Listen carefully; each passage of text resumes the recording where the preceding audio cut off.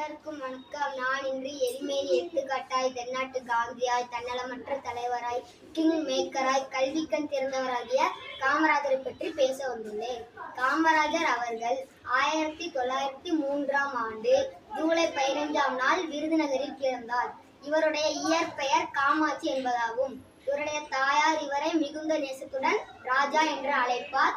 அதுவே பின்னர் காமராஜர் என பெயர் வர காரணமாக அமைந்தது.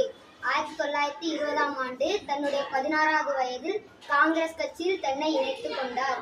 அதன் பிறகு பல்வேறு போராட்டங்களில் கலந்து கொண்டு 9 ஆண்டுகள் மக்களுக்காக சிறை சென்றுள்ளார்.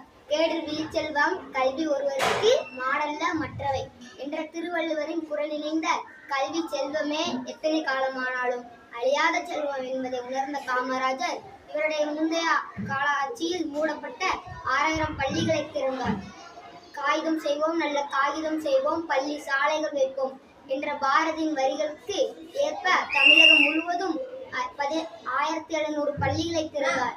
தமிழகத்தின் காமராஜர் செய்த 9 ஆண்டுகால ஆட்சிதான் தமிழகத்தின் பொற்காலம் என எல்லாரோடும் போற்றப்படுகிறது. நாடு பார்த்ததுண்டா, இந்த நாடு பார்த்ததுண்டா, தன் வீடு பார்க்காமல் வாழ்வு பார்க்காமல் இந்த நாடு முன்னேற நாடு உடைத்தவரை இந்த நாடு பார்த்ததுண்டா. கருப்பு காந்தியாக கதர் உடுத்தி வாழ்ந்தவர், கல்வி நாயகனாக காலமெல்லாம் வாழ்ந்தவரை இந்த நாடு பார்த்ததுண்டா. நன்றி.